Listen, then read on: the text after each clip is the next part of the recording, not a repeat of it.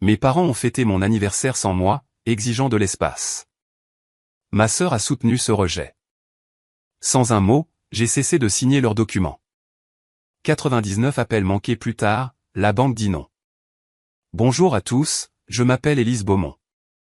J'ai 34 ans. Hier matin, je me suis réveillé avec 99 appels en absence. Tous venaient de ma mère et de ma petite sœur. Les deux mêmes personnes qui m'avaient envoyé un message le jour de mon anniversaire pour me dire qu'elles avaient besoin d'espace et que je ne devais plus les contacter. Ma sœur avait même mis un cœur au message, comme si c'était quelque chose de mignon au lieu d'être définitif. Ce qu'elle n'avait pas réalisé, c'est que je signe tous les chèques de cette famille. Elle ne comprenait pas que le pantouse du Triangle d'Or à Paris dans lequel elles vivent, les voitures garées en bas, les cartes de crédit qu'elles utilisent sans réfléchir, chaque euro passe par mon autorisation. Et pour la première fois en 10 ans, j'ai décidé d'arrêter de signer.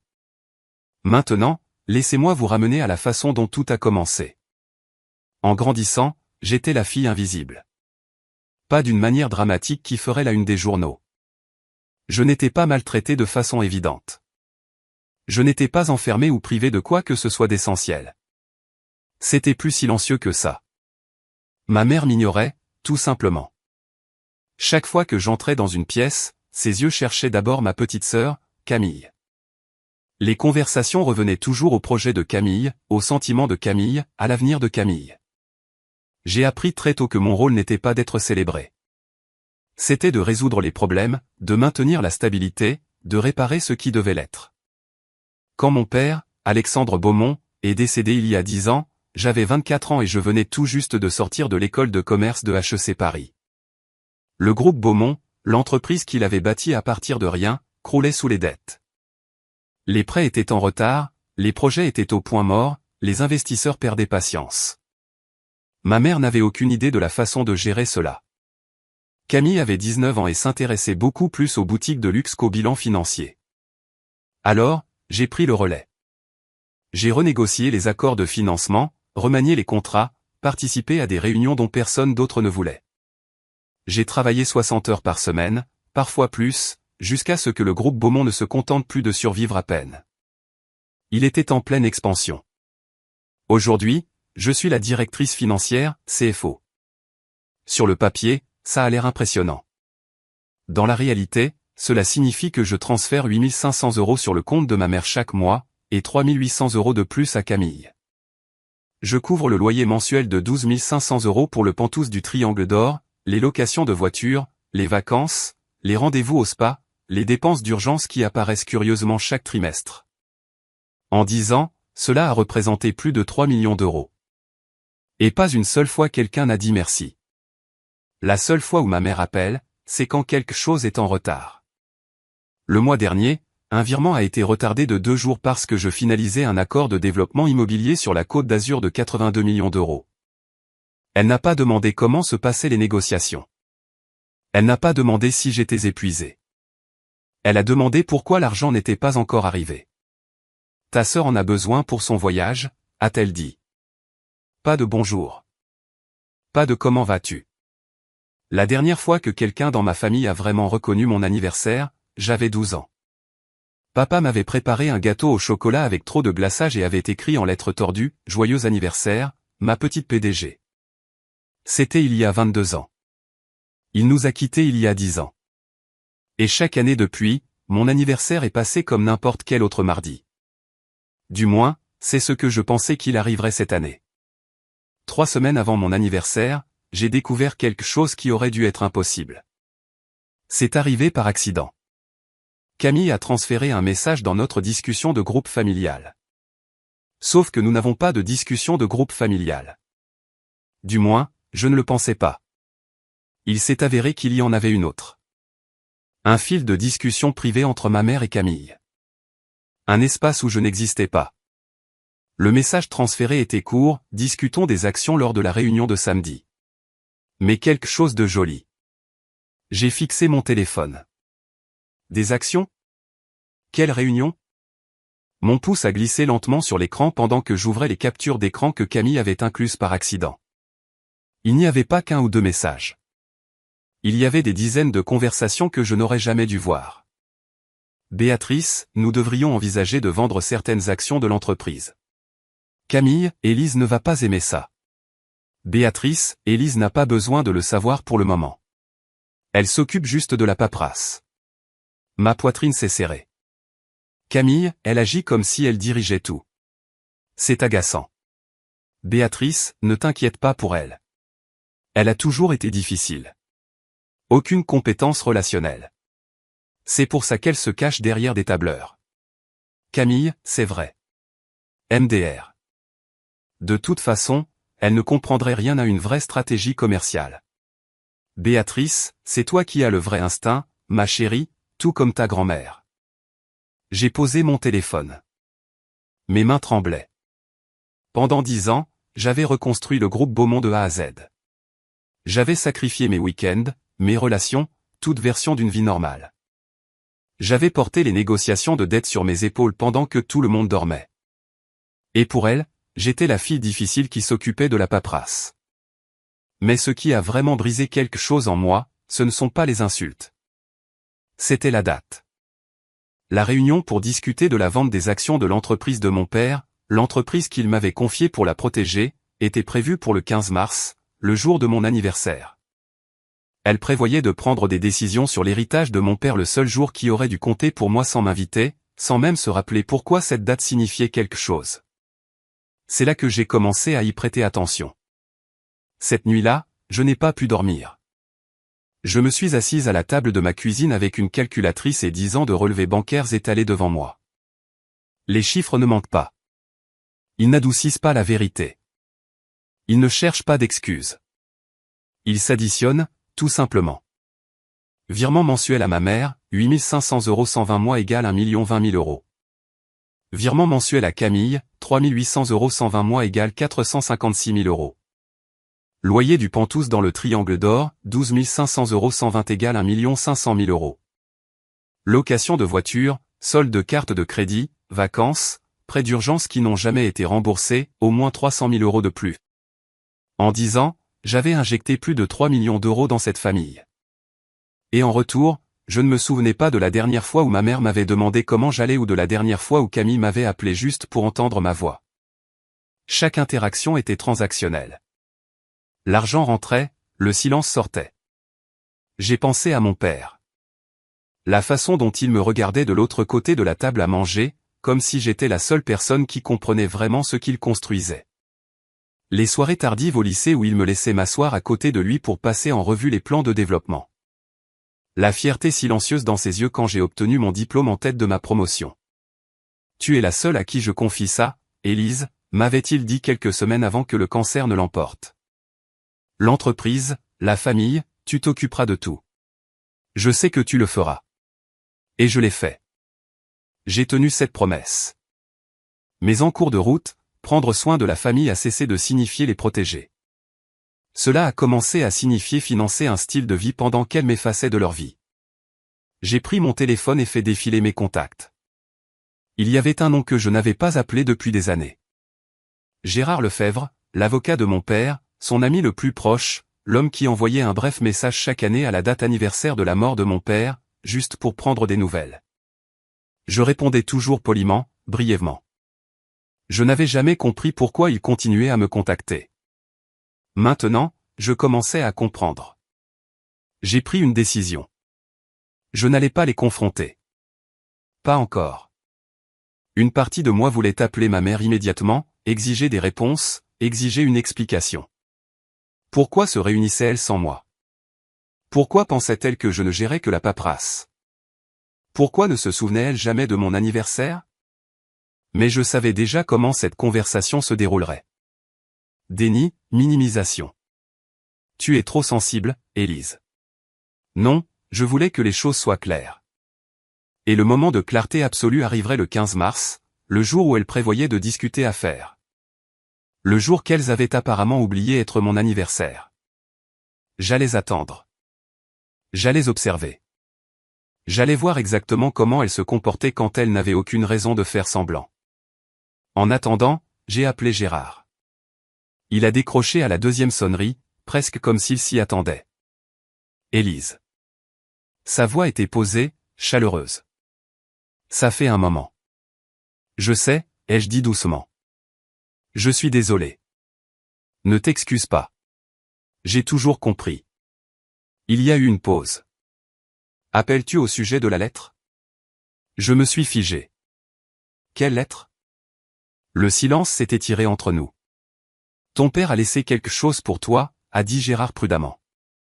Ses instructions étaient de te la donner quand tu serais prête. J'attends cet appel depuis 10 ans. Mon cœur s'est mis à battre la chamade. Prête pourquoi? Il n'a jamais expliqué en détail, il a seulement dit que tu le saurais. Et que je le saurais. Une autre pause. Je pense que tu pourrais être prête maintenant, a-t-il dit doucement. Est-ce que je me trompe? J'ai repensé aux captures d'écran, à la conversation de groupe privé, à la réunion programmée le jour de mon anniversaire. Non, ai-je murmuré. Vous ne vous trompez pas. Je vais te l'apporter, a-t-il dit, mais seulement si tu le demandes. Cela doit être ton choix. Après avoir raccroché, mes mains tremblaient de nouveau, mais pas de colère cette fois. De quelque chose qui ressemblait dangereusement à de l'espoir. Le 15 mars est arrivé comme n'importe quel autre mardi. Je me suis réveillé à 6 heures, j'ai fait du café, j'ai répondu aux emails depuis mon appartement. La lumière du soleil entrait exactement comme elle le faisait toujours. 34 ans. À midi, j'ai pris mon téléphone. Mon pouce a plané au-dessus de la discussion de groupe familial, celle dans laquelle j'étais réellement incluse, celle qui n'avait pas eu de vraie conversation depuis des semaines. J'ai tapé une seule phrase. C'est mon anniversaire aujourd'hui. Est-ce que quelqu'un s'en est souvenu? J'ai appuyé sur envoyer. Puis j'ai posé mon téléphone face vers le bas sur mon bureau. Je me suis forcé à me replonger dans le travail. Un contrat avait besoin de révision. Les prévisions trimestrielles étaient dues. Les chiffres exigeaient de l'attention. Les minutes ont défilé. 1 heure. 2. 3. À 15h47, mon téléphone a vibré. Le nom de ma mère a illuminé l'écran. Et pendant une fraction de seconde, mon cœur a bondi. Ricanement pendant une seconde, je me suis permis de croire que j'avais eu tort. Peut-être qu'elle s'en était souvenue après tout. Peut-être qu'il y aurait de simples excuses, un précipité, joyeux anniversaire, ma chérie.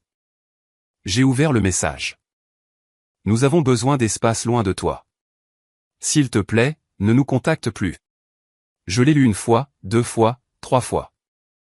Les mots ne se sont pas réorganisés pour devenir plus gentils.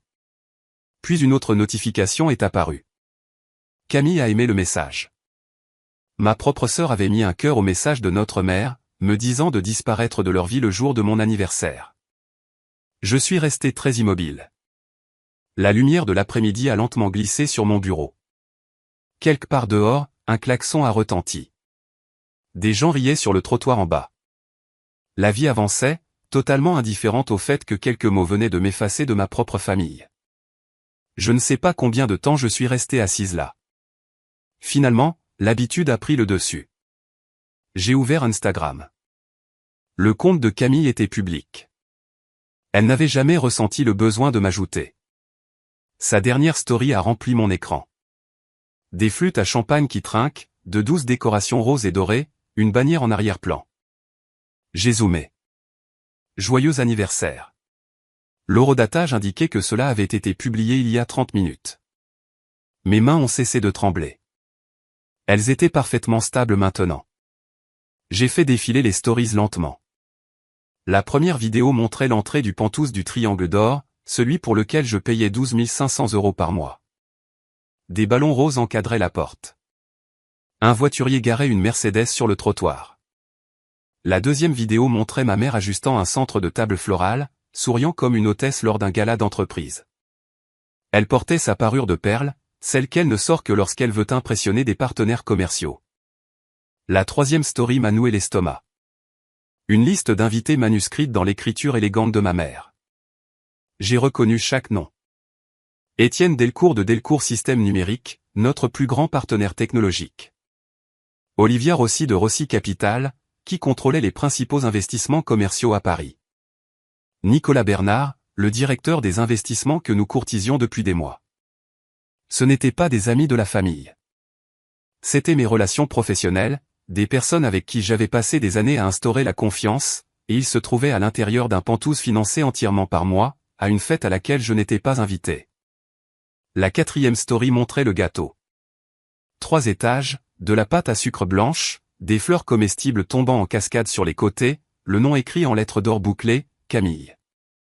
J'ai jeté un coup d'œil à la date sur mon téléphone. Le 15 mars, mon anniversaire. L'anniversaire de Camille n'est qu'en avril.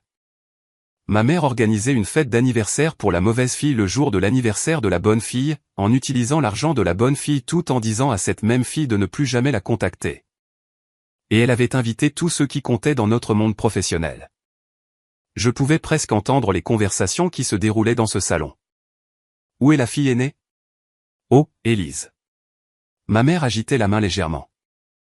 Elle n'est pas vraiment impliquée. Elle est difficile, pas très sociable. Il n'en avait aucune idée. La personne qui payait le champagne, les traiteurs, le service de voiturier, était assise seule dans son appartement, fraîchement reniée par sa propre famille. Quelque chose a basculé en moi à ce moment-là. Pas bruyamment, pas dramatiquement, juste silencieusement. De façon définitive. À 17h tapante, j'ai appelé Gérard Lefebvre. Apportez-moi la lettre, ai-je dit. Je serai là dans 1 heure. Il n'a posé aucune question. Pendant que j'attendais, j'ai fait quelque chose que je n'avais jamais pris le temps de faire auparavant. J'ai consulté les documents de propriété de l'entreprise, pas les rapports financiers quotidiens que je gérais, mais les dépôts structurels, l'architecture juridique que mon père avait mise en place. Je connaissais déjà les pourcentages. Raclement de gorge 60% Élise Beaumont, 20% Béatrice Beaumont, 20% Camille Beaumont. Ricanement, mais je n'avais jamais pleinement assimilé ce que cela signifiait. En tant qu'actionnaire majoritaire et directrice financière du groupe Beaumont, j'avais le pouvoir de signature sur tout. Chaque contrat, chaque dépense majeure, chaque distribution des comptes de l'entreprise, y compris le fonds de placement familial, le fonds qui finançait le train de vie de ma mère, le fonds qui payait les cartes de crédit de Camille. Le fonds qui perdait de l'argent depuis une décennie pendant que je signais les virements automatiquement sans réfléchir. J'avais toujours considéré cela comme l'argent de papa, l'argent de la famille, quelque chose que j'étais moralement obligé de gérer pour le bénéfice de tous. Mais légalement, j'étais la seule signataire. Rien ne bougeait sans mon approbation. À 18h, Gérard est arrivé. Il avait l'air plus vieux que dans mes souvenirs, mais ses yeux étaient tout aussi vifs. Il m'a tendu une enveloppe scellée. Avant que tu ne lises ceci, a-t-il dit doucement, il y a quelque chose que tu dois savoir. J'ai attendu. Ton père a tout restructuré 6 mois avant son décès. Il avait anticipé cela. Il a choisi ses mots avec soin. Il savait que Béatrice favoriserait Camille. Il l'a vu bien avant toi. Une pulsation a battu dans ma gorge. Pourquoi ne me l'avez-vous pas dit? Il m'a fait promettre de ne pas le faire, a répondu Gérard doucement. Il a dit que tu devais le voir par toi-même. Sinon, tu n'y croirais jamais. J'ai baissé les yeux sur l'enveloppe entre mes mains. L'écriture de mon père était toujours incomparable sur le devant. Pour Élise, quand elle sera prête. J'ai brisé le sceau. Le papier à l'intérieur avait légèrement jauni sur les bords. Son écriture remplissait les 2 pages, soignée et délibérée, de la même manière qu'il écrivait tout, des listes de courses aux accords de partenariat. Ma chère Élise, commençait la lettre. Si tu lis ceci, cela signifie que ce que je craignais est finalement arrivé. Ta mère et ta sœur t'ont poussé assez loin pour que tu commences à te poser des questions. Ma vision s'est brouillée. Je ne me souviens pas quand j'ai commencé à pleurer. Les larmes sont venues silencieusement, régulièrement, rien de dramatique, juste inévitable. Mon père avait su toutes ces années auparavant. Il avait vu exactement comment cela se déroulerait. Et au lieu de l'affronter de front, il avait fait quelque chose de plus intelligent. Il m'avait construit une porte de sortie brique par brique, structure par structure, en attendant le jour où j'en aurais enfin besoin. Ce jour était aujourd'hui. Et si vous vous êtes déjà senti invisible au sein de votre propre famille, comme si vous n'étiez valorisé que pour ce que vous apportez, je veux que vous sachiez que je vous comprends. Si cette histoire vous semble familière, dites-le moi dans les commentaires. Avez-vous déjà eu à fixer une limite avec quelqu'un qui était censé vous aimer inconditionnellement? J'aimerais vraiment savoir que je ne suis pas la seule à avoir dû apprendre cette leçon à la dure. Et si vous trouvez quelque chose de significatif ici, vous abonnez aide vraiment des histoires comme celle-ci à atteindre les personnes qui en ont besoin. Maintenant, ricanement voici ce qui s'est passé ensuite. J'ai plié la lettre soigneusement et je l'ai placée dans le tiroir de mon bureau. Puis j'ai regardé Gérard. Quelles sont mes options? Il n'a pas hésité. En tant qu'actionnaire majoritaire et seul signataire du fonds familial Beaumont, tu peux geler les distributions immédiatement. Tu peux restructurer l'accès. Tu peux restreindre les dépenses discrétionnaires. Si tu le souhaites, tu peux leur couper les vivres entièrement. Il a fait une pause. Mais ce n'est pas ce que tu prévois de faire. Ce n'était pas une question. Non, ai-je dit doucement. Je me suis levé et j'ai marché vers mon placard. Je vais à la fête. Ses sourcils se sont légèrement levés. Es-tu sûr que ce soit sage? Elles disent à tout le monde que je n'existe pas, ai-je dit d'un ton neutre. Que je suis difficile? Que je ne comprends rien aux affaires? Je veux entendre ce qu'elles disent d'autres. Et je veux voir qui y croit. L'expression de Gérard a changé. Je devrais te dire quelque chose, a-t-il dit prudemment. J'ai été invité. Je me suis tourné vers lui. Invité? Étienne Delcourt m'a demandé de revoir les documents de partenariat ce soir. J'ai tout compris instantanément. Ils ne savent pas que vous relevez de moi. Un petit sourire est apparu sur son visage. Ta mère n'a jamais pris la peine de comprendre la structure juridique. Pour elle, je suis juste l'avocat de l'entreprise et elle ne sait pas que vous répondez à moi. Non. Les pièces du puzzle se sont mises en place. Vous y serez, ai-je dit. J'y serai. Et Étienne Delcourt y sera. Notre plus grand partenaire, a-t-il confirmé. J'ai imaginé la pièce. Ma mère me dénigrant. Camille souriante, s'imprégnant d'un crédit emprunté. Des chefs d'entreprise hochant poliment la tête. Et dans cette même pièce, deux hommes qui savaient exactement qui j'étais, exactement ce que je faisais. Je n'allais pas crier. Je n'allais pas accuser. Je n'en avais pas besoin. La vérité ferait le travail pour moi. Je vous y verrai, ai-je dit. Je suis arrivé aux Pentouses du Triangle d'Or à 19h30.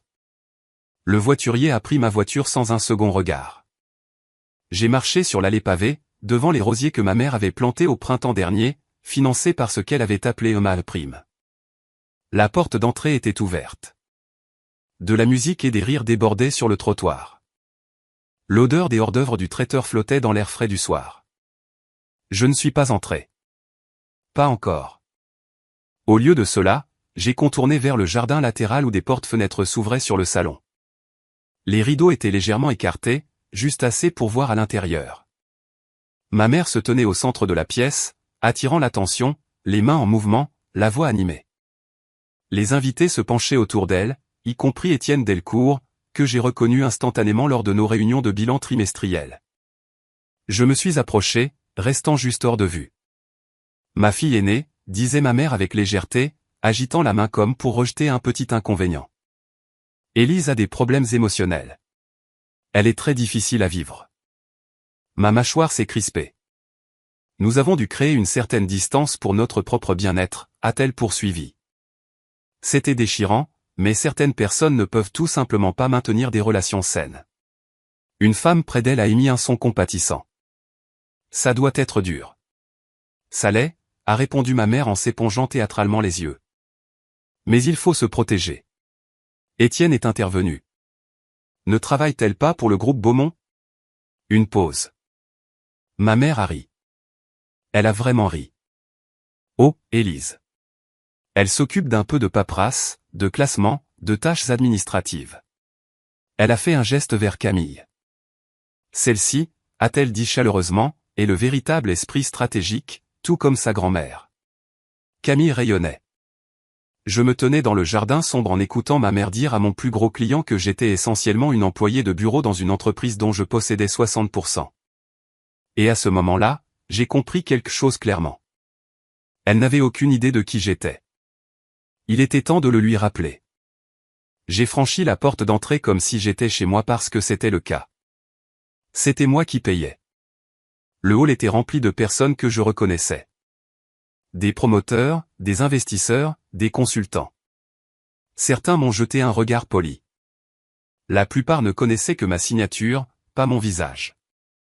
Alors que je m'avançais vers le salon, les conversations ont commencé à s'estomper. Je ne portais pas de robe de cocktail. Je portais mon tailleur de réunion du conseil d'administration gris anthracite, impeccablement coupé, tranchant, intentionnel. Ma mère m'a vu en premier. Son visage a blêmi. Sa coupe de champagne a dangereusement penché dans sa main. Pendant 3 longues secondes, elle m'a juste fixé. Élise, a-t-elle réussi à dire, la voix tendue. Que fais-tu ici? J'ai fait un pas au centre de la pièce, toutes les têtes se sont tournées. Je ne te contacte pas, maman, ai-je dit d'une voix égale. Je suis juste là pour la fête d'anniversaire. Camille s'est frayé un chemin à travers la foule, la confusion se lisant sur tout son visage. Ton anniversaire n'est pas avant un mois. J'ai souri. Non, Camille. Mon anniversaire, c'est aujourd'hui, le 15 mars. Le tien, c'est le 20 avril. La pièce est devenue silencieuse. Puis sont venus les murmures. J'ai observé l'expression de ma mère changer. La confusion, puis la reconnaissance, puis quelque chose dangereusement proche de la peur. Tu ne peux pas débarquer ici comme ça, a-t-elle dit sèchement. Tu m'as dit que vous aviez besoin d'espace et j'ai respecté ça, ai-je répondu calmement. Pas d'appel, pas de message. J'ai balayé la pièce du regard. Mais c'est aussi mon réseau professionnel. J'ai pensé passer dire bonjour. D'autres murmurent. J'ai vu Étienne Delcourt froncer les sourcils, regardant tour à tour ma mère et moi. Attendez, a-t-il dit en coupant court au bruit. Élise Beaumont, comme dans. Il s'est tourné vers ma mère. Votre fille est Élise Beaumont, notre directrice financière. La bouche de ma mère s'est ouverte. Rien n'en est sorti. La pièce est devenue très, très silencieuse, et ça m'a frappé. Pendant toutes ces années, elle n'avait jamais dit à personne ce que je faisais réellement. Étienne s'est avancé, la voix mesurée mais ferme. Madame Beaumont, vous venez de dire qu'elle s'occupait de petites paperasses. Ma mère a serré fermement sa coupe de champagne. Eh bien, je voulais dire. Élise Beaumont, a poursuivi Étienne, est la directrice financière du groupe Beaumont. Elle a signé chaque contrat entre nos entreprises au cours de la dernière décennie. Il m'a regardé brièvement, puis l'a regardé de nouveau. Elle a personnellement stabilisé le projet de développement immobilier sur la Côte d'Azur l'année dernière quand le financement a failli s'effondrer. Une vague de hoquets de surprise a parcouru la pièce. Je suis désolé, a dit prudemment Olivia Rossi depuis le bar. On nous avait dit que votre fille aînée n'était pas impliquée dans les opérations. Elle gère l'argent, est intervenue rapidement Camille. C'est différent. C'est exactement ce que fait une directrice financière, a rétorqué Étienne d'un ton plat. Du bord de la foule, Gérard Lefebvre s'est avancé. Si je peux me permettre. Son ton était calme, professionnel. Je suis ici ce soir pour finaliser les documents de partenariat avec Delcourt Systèmes Numériques. Cependant, je dois clarifier une chose. Tous les regards se sont tournés vers lui. En tant que conseiller juridique du groupe Beaumont, je peux confirmer qu'Élise Beaumont détient 60% des actions de la société. Une pause. Elle est l'actionnaire majoritaire et la seule signataire sur tous les instruments financiers majeurs. Il a laissé cette information faire son effet. Y compris le fonds de placement familial. Le silence qui a suivi était étouffant. Le visage de ma mère était devenu pâle.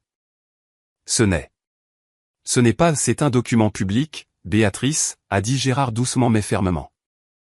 Tu le saurais si tu avais passé en revue les dossiers de l'entreprise. Camille a attrapé le bras de ma mère. Qu'est-ce que ça veut dire, a-t-elle chuchoté avec urgence. Qu'est-ce que ça veut dire, seul signataire? Je les ai regardées toutes les deux, puis la pièce remplie d'investisseurs, de promoteurs, de cadres, qui me dévisageaient tous maintenant avec une nouvelle compréhension. Ça veut dire, ai-je dit d'une voix égale, que rien ne bouge sans mon approbation.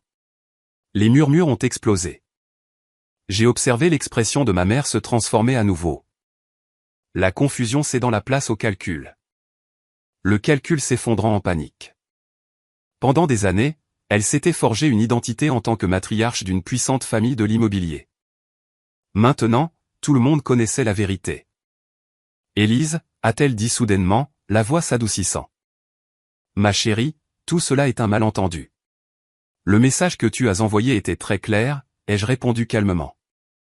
Tu as demandé de l'espace. Tu m'as dit de ne pas te contacter.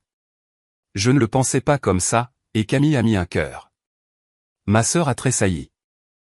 J'étais juste. Je pensais que tu pensais. Que je pensais quoi, ai-je demandé doucement. Autour de nous, les invités faisaient semblant de ne pas regarder alors qu'ils fixaient très ouvertement la scène. Ma mère a changé de tactique. Des larmes ont embué ses yeux. C'était stressant, a-t-elle dit. Tu sais à quel point nous avons été débordés. Nous ne pensions pas clairement. Eh bien, vous pensiez assez clairement pour organiser une fête d'anniversaire à Camille avec 5 semaines d'avance, ai-je dit en désignant les décorations. Le jour de mon vrai anniversaire. D'autres murmurent. Quelqu'un au fond a eu un hoquet d'indignation audible. Ce n'est pas juste, a commencé ma mère désespérément. Les traiteurs ont fait une erreur de planning. La bannière dit « Joyeux anniversaire, Camille ». Amour, maman. J'ai fait un signe de tête vers le gâteau. Le gâteau porte le nom de Camille. Ce n'était pas une erreur de planning. Étienne s'est raclé la gorge. Je pense que je devrais y aller, a-t-il dit. Il a croisé mon regard. Élise, j'appellerai ton bureau demain. Nous devons discuter des prochaines étapes. Un par un, d'autres ont commencé à trouver des excuses polies et précipitées. En quelques minutes, la pièce qui avait été remplie de rires et de tintements de champagne se vidait. Je suis resté là et j'ai regardé le monde soigneusement construit de ma mère s'effondrer en temps réel. Puis je me suis tourné vers la porte. Élise, attends. Elle m'a attrapé le bras. Tu ne peux pas partir comme ça. Nous devons parler. J'ai doucement retiré sa main. Tu as demandé de l'espace, ai-je dit doucement. Je te donne exactement ce que tu as demandé. Et puis je suis sorti. Je n'ai pas regardé en arrière. Laissez-moi vous demander quelque chose. Si vous étiez à ma place à ce moment-là, qu'auriez-vous fait? Seriez-vous resté, auriez-vous dit plus, auriez-vous essayé de vous expliquer, ou seriez-vous parti comme je l'ai fait? Dites-le moi dans les commentaires. Je veux vraiment savoir comment vous auriez géré la situation. Et si vous n'êtes pas encore abonné, c'est peut-être le moment car c'est là que tout commence à se dénouer. Voici ce qui s'est passé ensuite. Je suis rentré chez moi en voiture en silence. Pas de musique, pas de podcast, juste le bourdonnement régulier du moteur et la lueur des lampadaires se reflétant sur le pare-brise.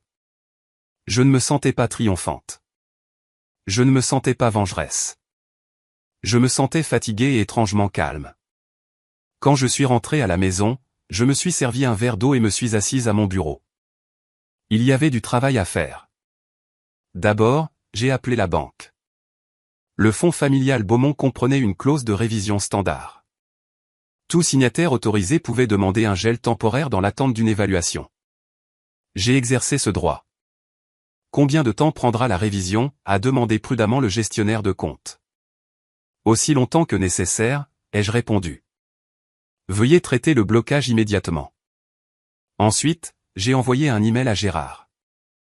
Objet, plan d'action. Passer en revue tous les accès financiers pour Béatrice et Camille Beaumont. Auditer les distributions des 12 derniers mois. Préparer la documentation pour une restructuration formelle des décaissements du fonds. Rien d'illégal, rien de vindicatif, juste des limites. Enfin, j'ai ouvert les paramètres de mon téléphone. J'ai bloqué le numéro de ma mère. Puis celui de Camille, puis la discussion de groupe familial. Elle m'avait demandé de ne pas les contacter. Je m'assurais simplement de ne pas pouvoir le faire. J'ai posé mon téléphone sur la table de nuit et je me suis allongé. Pour la première fois depuis des années, je n'ai pas vérifié mes emails avant de fermer les yeux. Je ne me suis pas demandé qui avait besoin de quelque chose de ma part. Le plafond était sombre. L'appartement était silencieux. J'ai pensé aux mots de mon père. Partir n'est pas une trahison, c'est de la survie. Je ne tournais pas le dos à ma famille. Je tournais le dos à la version de moi-même qui permettait aux gens de me traiter comme un distributeur automatique de billets avec un cœur. Cette nuit-là, pour la première fois en 10 ans, j'ai fait une nuit complète. Pas de téléphone qui vibre, pas de transfert urgent, pas de crise, juste le silence. C'était le meilleur cadeau d'anniversaire que je m'étais jamais offert. Je me suis réveillé à 7 heures avec la lumière du soleil filtrant à travers les stores et les oiseaux quelque part à l'extérieur de ma fenêtre. Pendant un long moment, je suis resté allongé là. Pas d'anxiété, pas d'appréhension. Mon corps avait presque oublié ce que c'était que de se réveiller sans tension. Puis je me suis souvenu que mon téléphone était toujours bloqué. Curieuse, j'ai débloqué les numéros. 99 appels en absence. Le compteur avait atteint son maximum. 47 messages vocaux. J'ai fait défiler lentement le journal des appels. Ma mère, Camille, des numéros inconnus, probablement les téléphones d'amis une fois qu'elles ont réalisé qu'elles ne pouvaient pas me joindre. Les messages vocaux ont commencé irrités, puis anxieux, puis désespérés. 20h47. Élise, c'est ridicule. Rappelle-moi immédiatement. La voix de ma mère était sèche et tranchante. 22h15. La carte de crédit ne marche pas. Qu'est-ce que tu as fait? La voix de Camille était aiguë et frénétique. 23h30. Quel que soit le message que tu essaies de faire passer, tu l'as fait. Maintenant, règle ça. Ma mère à nouveau, la confiance en moi. 2h du matin. S'il te plaît, appelle-nous. Nous devons parler. Camille pleurait. 6h15. Élise, la banque dit que le fonds est gelé. Ils ne veulent pas nous donner de détails. La voix de ma mère s'est brisée.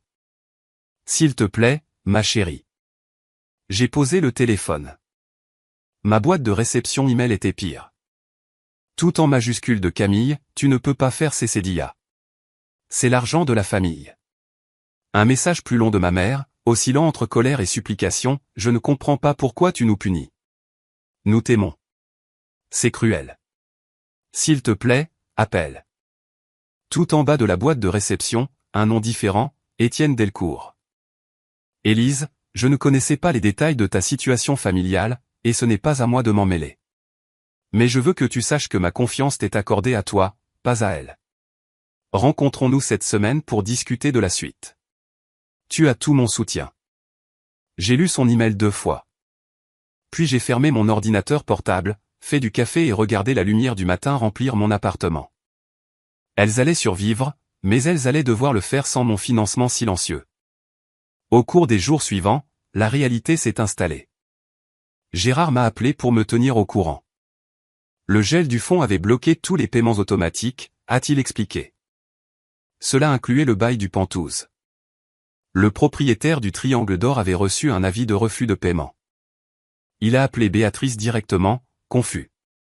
Elle a essayé de prétendre qu'il s'agissait d'une erreur bancaire. Il n'était pas convaincu. Il lui donne 30 jours, a dit Gérard calmement.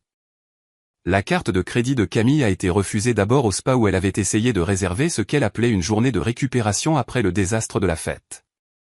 Puis dans son restaurant préféré, puis dans une station-service, et la traite de sa voiture en location a été rejetée. Le concessionnaire a envoyé une mise en demeure formelle. Elle commence à réaliser, a dit Gérard doucement au téléphone, que tout ce qu'elles ont découle de ta signature. Je n'ai ressenti aucune satisfaction en entendant cela. Pas de triomphe, juste un étrange calme creux. Et les partenaires commerciaux, ai-je demandé. Ceux qui étaient là ce soir-là. Étienne Delcourt a appelé ce matin, a répondu Gérard.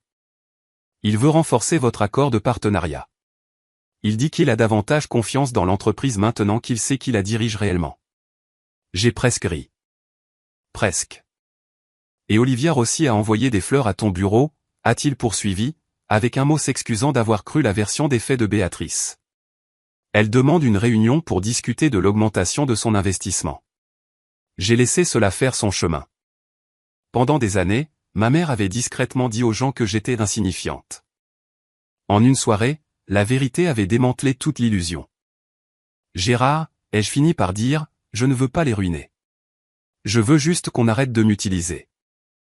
Je sais, a-t-il dit doucement. Ton père le savait aussi. C'est pour cela qu'il a structuré les choses comme il l'a fait. Tu as le pouvoir de te protéger sans détruire personne. Alors trouvons quelque chose de durable, ai-je dit. Quelque chose de juste. Je vais préparer des options. Juste. C'était tout ce que j'avais toujours voulu. 4 jours après la fête, ma mère a débarqué à mon bureau. La voix de mon assistante a grésillé dans l'interphone, cachant à peine son inquiétude. Madame Beaumont, il y a une femme à la réception. Elle dit être votre mère. Elle est très bouleversée. J'ai fermé mon ordinateur portable. Je m'en occupe. Je suis sorti moi-même dans le hall. Béatrice se tenait au comptoir de la réception, le maquillage bavé, son chemisier de créateur froissé comme si elle n'avait pas dormi correctement depuis des jours. Où est ma fille, exigeait-elle de savoir. Je dois voir ma fille tout de suite. Mon assistante a semblé visiblement soulagée en me voyant. Madame Beaumont, c'est. Tout va bien, Rachel, ai-je dit calmement. Je gère. Ma mère s'est retournée. Pendant une brève seconde, quelque chose ressemblant à de l'espoir a vacillé sur son visage. Élise, Dieu merci. Nous devons parler. Tout cela a été terrible. Pas ici, les jeux interrompus doucement. C'est mon lieu de travail. Alors viens dehors, a-t-elle insisté. Rentre à la maison, s'il te plaît. Nous sommes une famille. Tu m'as dit de ne pas te contacter. Je ne le pensais pas, sa voix s'est élevée, résonnant dans le hall, les têtes se sont tournées. Tu sais que je ne le pensais pas. Nous étions stressés. Camille me mettait la pression. Camille t'a mis la pression pour oublier mon anniversaire, ai-je demandé doucement. Elle t'a mis la pression pour lui organiser une fête le jour de mon anniversaire? Elle t'a mis la pression pour dire à nos partenaires que je m'occupais de petites paperasses. La bouche de ma mère s'est ouverte puis fermée. Si tu souhaites me parler, ai-je dit d'une voix égale, tu peux prendre rendez-vous avec mon assistante comme tout le monde. Je suis ta mère. Je l'ai regardée. Je l'ai vraiment regardée. Le désespoir, la peur. Il y a 10 ans, je me serais précipité pour réparer ça. Je me serais excusé juste pour restaurer la paix. J'aurais déplacé de l'argent, signé des documents, fait disparaître le malaise. Plus maintenant. Je sais que tu le hais, ai-je dit doucement. Mais je suis aussi une personne, et les gens méritent un respect élémentaire. Je me suis retourné et j'ai marché vers mon bureau. Elle ne m'a pas suivi. Le monde de Camille s'est effondré plus vite. J'en ai d'abord entendu parler par des connaissances communes, puis par des messages LinkedIn de plus en plus frénétiques, puisque mon numéro personnel restait bloqué. Les vacances en Europe qu'elle avait réservées ont été annulées après que sa carte a été refusée à l'agence de voyage. Ses amis ont commencé à poser des questions. La nouvelle s'était répandue, ta sœur est la directrice financière, mais tu avais dit qu'elle s'occupait juste du classement. Son petit ami Théo, un entraîneur personnel qui n'avait jamais gardé un emploi plus de 6 mois, a fait ses valises une fois qu'il a réalisé que le train de vie par carte de crédit s'était évaporé. Je pensais que tu avais de l'argent de famille, aurait-il dit en partant. Ce n'est pas pour ça que j'ai signé. Une semaine après la fête, j'ai reçu un message de Camille sur LinkedIn. Élise, je sais que nous n'avons pas toujours été proches, mais je traverse vraiment une période difficile en ce moment. Je ne comprenais pas comment tout fonctionnait.